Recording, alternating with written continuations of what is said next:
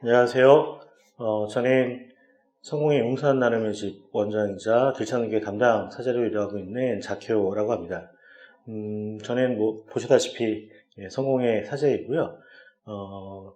성공회에서도 특별히 그 사회적 소수자와 함께하는 교회이자 사회선교 기관에서 일하고 있는 성공의 사제입니다. 저는 이번 기획에 성소수자 혐오와 차별의 반대편에서 만나는 하느님이라는 제목을 가지고 한국교회 내에서 만연해 있는 성소수자 혐오와 차별의 문제에 대해서 다루는 챕터를 제가 썼고요. 방대한 분량을 좀 이렇게 한정되어 있는 부분에 좀 담다 보니까 아무래도 제가 쓴 부분 가운데서 중간중간 넘어가는 부분들이 좀 있어서 조금은 친절하지 않을 수도 있겠다 싶어서 오늘은 그런 부분들을 조금 더 말씀을 드리고 자세한 부분은 제 챕터를 읽어보시면 좋겠다라고 말씀을 드리겠습니다. 정말 제가 쓴 챕터를 읽으실 때 꼭 부탁드리고 싶은 건 저희가 이야기하고 있는 성소수자라고 이 통칭되는 존재가 사실은 굉장히 그 한 사람 한 사람 매우 독특하고 자기만의 이야기를 갖고 있고 또 저희와 똑같이 숨쉬고 희노애락을 느끼는 그런 사람이라는 것을 잊지 않고 제가 쓴 챕터를 읽어봐 주셨으면 좋겠다고 정말 간곡히 부탁드리겠습니다. 많은 분들이 그 주변에서 이렇게 얘기하세요. 신부님 이야기에는 공감은 되는데 제 주변에는 그렇게 성소수자가 없습니다. 또 제가 만나는 목사님들 가운데서도 신부님이 얘기하시는 것들에 대해서 어느 부분은 동의가 안 되고 어느 부분은 동의가 되지만 신부님이 얘기하시는 것처럼 그렇게 성소수자분들이 제 주변에 있지도 않고 또 그분들의 이야기가 그렇게 들을 수도 없습니다 라고 얘기하시는 분들이 많습니다. 그때마다 제가 조금은 정색을 하고 조금 차분하게 늘 말씀드린 게 있습니다. 우리 그리스도교 역사 초기를 보면 우리 기독교 역사 초기도 기독교인들이 혐오와 차별을 받았던 시대였습니다. 만약 그 시대에 내가 기독교인인데 내가 그리스도인인데 내 옆에 있는 이웃에 나를 갖다가 내가 그리스도인이다 라고 얘기할 때 어떻게 하실까요? 만약 그 사람에게 내가 그리스도임을 얘기해야 될 때, 그러니까 사회학적 용어로 얘기해서 커밍아웃을 해야 될 때, 나를 갖다 드러내야 될 때, 만약 그 사람이 안전하게 느껴지지 않다면, 여러분은 그 당시에 내가 그리스도임을 얘기할 수 있을까요? 어떤 분들은 순교적 사명을 가지고 얘기한다라고 얘기할 수도 있겠지만, 전 그건 아주 특수한 상황이라고 생각을 하고요. 대부분의 사람들이 일상을 살아갈 때 남한테 얘기하기 어려운, 그러니까 사회적이거나 어떤 그런 개인적인 편견으로 인한 압력 때문에 여러 가지 어려움을 겪고 있는 이야기를 갖다가 끄집어낼 때는 사실 상대가 안전하게 느껴져야 됩니다. 그런 면에서 말씀드리는 건 오늘날 이 2020년대의 한국교회는 성소수자 당사자분들한테 안전하지 않게 느껴지는 경우가 많다는 거죠. 그러다 보니까는 제가 아는 많은 분들이 성소수자이면서 기독교인, 다르게 표현하면 기독교이면서 한 명의 성소수자로 교회 내에서 지체로 살아가고 있음에도 불구하고 자신을 갖다가 온전하게 드러내지 못하거나 또는 자신이 그렇게 보일까봐 굉장히 두려워하기도 한다는 거죠. 일부 용감한 분들은 자신을 드러내기도 하고 또는 이렇게 환경이 된 분들은 자신에 대한 이야기를 쉽게 끄집어내지만 많은 그리스도인 성소수자분들이 자신을 드러내는 것을 굉장히 두려워합니다. 왜일까? 저희는 이 질문을 가지고 제가 쓴 챕터를 읽어봐 주셨으면 좋겠다는 겁니다. 다시 한번 부탁드립니다. 제가 쓴 챕터를 읽으실 때 첫 번째, 성소수자 당사자분들, 저희가 보통 성소수자라고 그냥 통칭해서 이야기하는 분들은 굉장히 다양하고 독특하고 자기만의 이야기를 갖고 있고 또 저희와 동등한 권리와 동등한 희노애락을 느끼는 그렇게 우리와 똑같으면서 각자의 자기만의 이야기를 갖고 있는 그런 사람이라는 것을 잊지 않으면서 읽으셨으면 좋겠다. 두 번째는 정말 이 시대에 한국교회가 성소수자 당사자들이 자신을 드러낼 수 있을 만큼 그렇게 안전한 곳인가, 그리스도인들과의 관계가 안전한 관계인가에 대해서 질문하면서 제가 쓴 부분을 읽어보셨으면 좋겠다라고 말씀드리겠습니다. 그냥 간략하게 제가 쓴 부분을 조금 이렇게 훑듯이 좀 말씀을 드리면 첫 번째는 질문 없는 명목적 신앙과 성서해석에 근거한 혐오와 차별, 배제에 대한 부분을 썼고요. 그 부분은 지금도 계속되고 있는 코로나19라는 전염병 재난에 대해서 코로나가 이런 전염병 재난이 하나님의 뜻이다 라고 얘기하는 일부 목회자나 또는 교회 내에서의 주장을 갖다가 제가 가지고 와서 그런 부분들이 얼마나 일반적인 그 사람들한테 또 기독교의 또 다른 지켜볼 때 굉장히 그 어색하고 또는 굉장히 무례한 이야기인가에 대해서 간단하게 설명을 좀 드렸고요. 그리고 그 가운데 너무 당황스럽게도 동성애가 코로나19보다 더 무서운 재난이다 라는 식으로 이야기하는 일부 목회자와 또 그 교회 안에서의 그 떠도는 이야기들을 갖다가 제가 다루면서 정말로 우리가 동성애에 대해서 얼마나 모르고 있는지, 그러니까 제대로 알려고 하지도 않고 그냥 아까 말씀드린 것처럼 대상화해서 그들을 갖다가 특정한 틀 안에 가둬두고 낙인 찍고 있는지에 대해서 저희 안타까운 마음을 간단하게 글로 정리했고요.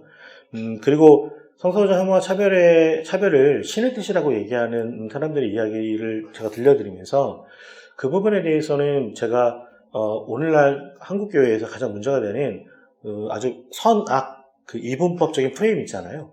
그러니까는 세상은 선과 악으로 만들어져 있다라는 듯이 이해하고 말하는 사람들의 이야기를 말씀드리면서 그리스도의 전통이 정말 그렇게 세상과 사람들을 선악으로만 나눠서 이야기하고 있는가에 대해서 한 번 정도 질문을 갖고 함께 이 부분에 대해서 고민해 봤으면 좋겠다라는 부분에 대해서 말씀드렸습니다. 그리고 가장 중요한 부분인 그 성소수자 분들에 대해서 제가 다룰 때는 물론 제가 성소수자 당사자도 아닌데다가 성소수자 분들과 연대하는 사람으로서 그분들을 다 대표할 수 있는 사람은 아님에도 불구하고 저희가 알고 있는 현대 의학과 과학, 그 다음에 이런 현대 사상의 이야기들을 그냥 간명하게 정리해서 그 우리 성소수자 길벗들이 바로 우리와 동등하면서 그들의 독특함을 갖고 있는 그런 사람이다 라는 부분들에 대해서 간단한 정보를 제공해 드렸고요.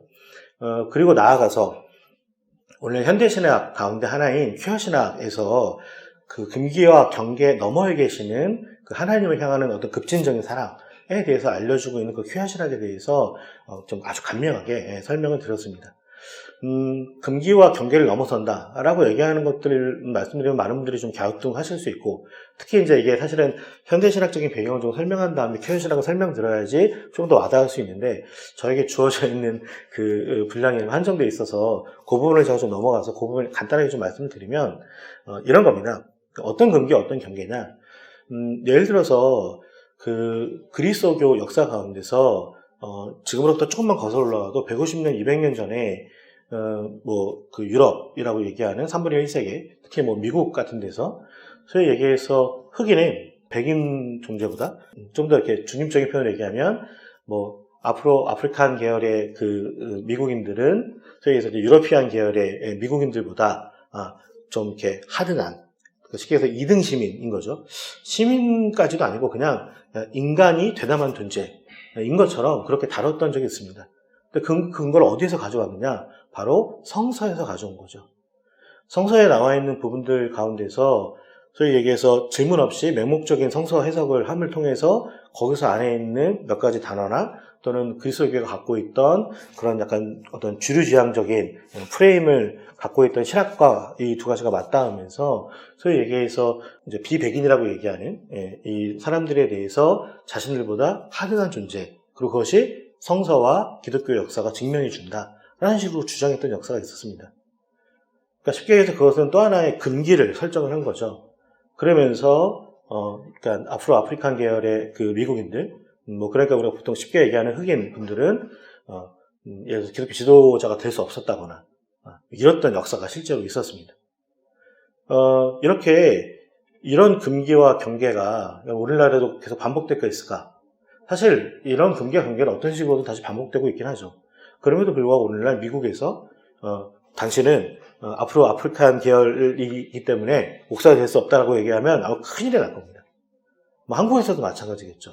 그렇다면 우리가 한 번 더 해서 질문해 봐야 되는 건 뭐냐면, 이렇게 한 시대의 그 교회가 어떤 특정한 성서 해석이나 어떤 특정한 그 맥락에서 금기와 경계를 설정한 것들은 시대가 지나면 그 유효성을 상실하거나 또는 그 정합성이 의심받는 경우도 있다는 겁니다. 뭐 여러분들 다 아시는 것처럼 여성을 지도자로 인정하지 않는 일부 교단, 여러분이 알고 있는 것처럼 뭐 예를 들어서 그 로마 가톨릭도 있고, 그다음에 뭐 정교회도 있고, 그다음에 우리가 알고 있는 그 사상동에 있는 뭐 신학 대학교를 비롯한 뭐 이런 출신 분들이 소위 얘기해서 여성을 그 교회 지도자로 인정하지 않죠. 그런데 그런 데서 주장하는 거 보면 정교회나 뭐 로마 가톨릭 같은 경우는 나름대로의 어떤 그 신학적인 자신들만의 정합성이나 논리 구조를 가지고 이야기할 때가 많습니다.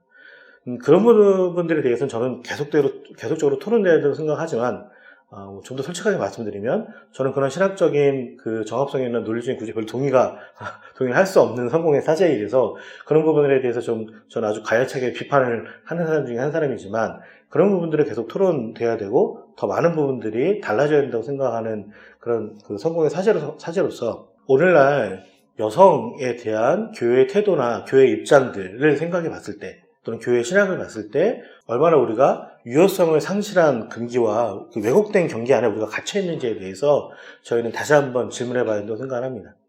자, 그렇다면 그것이 아까 얘기했던 뭐 비백인, 그리고 뭐 여성, 어떤 그런 인종적인 특징, 어떤 뭐 성별적인 특징, 이런 것만으로 가지고 우리가 금기와 경계를 설정하고 있는가? 그렇지 않다는 거죠. 사실은 우리 안에 분명히 존재하는, 적게는 100명 중에 뭐 4, 5명, 많게는, 나라별 통계에 따라서 100명 중에 뭐 10명, 뭐 이렇게도 보는데요. 그 통계의 차이가 있는 이유는 사실은 본인들을 안전하게 드러낼 수 있는 그 정도에 따라서 그 숫자는 조금씩 달라진다고 합니다. 그런데 그런 측면에서 우리가 얘기하는 성소수자라는 존재에 대해서도 우리는 이와 같이 유효성을 상실한 금기와 왜곡된 경계를 가지고 그들을 갖다가 옥죄고 있는 것은 아닌가라는 부분들에 대해서 질문하는 것이 바로 퀴어 신학입니다. 그래서 퀴어 신학은 오늘날 우리가 얘기하고 있는 뭐 흑인 신학, 그리고 뭐 여성 신학, 그런 것처럼 그런 현대 신학의 한 흐름이고요. 많은 분들이 현대 신학에 대해서 거부감을 갖고 있는데, 이렇게 한번 얘기해 볼까요? 오늘날 한국교회에서 다수를 차지하고 있는 개혁주의 신학. 여러분, 개혁주의 신학은 현대신학일까요? 정통신학일까요? 뭐, 오늘날에는 소위 어떤 분들이 얘기하는 전통적인 신학 또는 정통신학이라고도 얘기하시는데, 개혁주의 신학이 등장했을 그 당시에 그 개혁주의 신학은 어떻게 보면 현대의 신학이었습니다. 그 당시의 기준으로 봤을 때요. 무슨 얘기냐?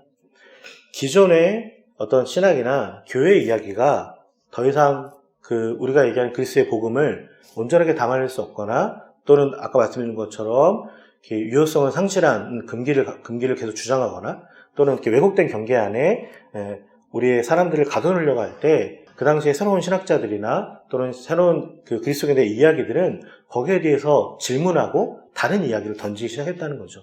어떤 분들이 현대신학에 대한 거부감을 갖고 있는데, 이 부분에 대해서 이렇게 좀 역사를 거꾸로 되짚어보는 생각을 해보시면, 많은 신학들이 그 당시에는 현대신학이었다는 겁니다. 그것이 자리 잡고 일정한 기간을 이어오면서 그것이 전통과 정통이 되어오는 역사를 가지고 오는 거죠. 그런 측면에서 여러분, 퀴어 신학을 여러분이 보실 때도 아까 말씀드린 것처럼 이제 우리가 현대인이자 그리스도인으로 살아가면서 갖고 있는 우리의 그 유효성을 상실한 금기와 왜곡된 경계, 그 너머에 계시는 하느님. 근데 제가 그걸 낯선 하느님이라고 표현했는데요. 그 낯선 하느님이란 뭐냐면 바로 아직까지 우리가 우리의 한계와 편견 때문에 만나보지 못한 하나님을 만나게 하는 그런 신학. 바로 그것이 퀴어 신학이 갖고 있는 가능성이라는 겁니다. 물론 퀴어 신학도 신학 중에 하나이기 때문에 얼마든지 비판받을 수 있고 그 부분에 또 토론될 수 있습니다.